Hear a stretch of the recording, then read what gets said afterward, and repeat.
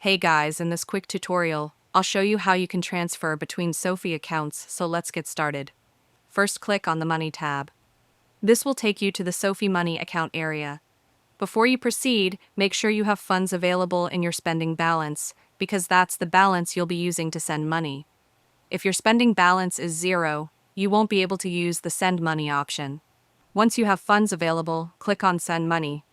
Here, you'll enter the amount you want to send. For example, if you'd like to send $100, simply type that amount in. Next, enter either the recipient's email address or mobile number, depending on how you'd like to send the funds.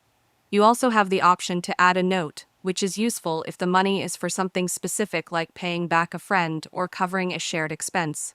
You can then select the frequency of the payment. This can be set as a one-time transfer, or you can schedule it to recur monthly.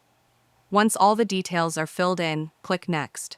If you need to make changes, you can always click Cancel to return to the previous page. On the next screen, you'll see a review page showing the recipient's information, the amount, the frequency of payment, and any notes you've added. Double-check that everything is correct, and then click Send Money to complete the transfer. And that's it. If you found this video helpful, consider giving it a like and subscribe.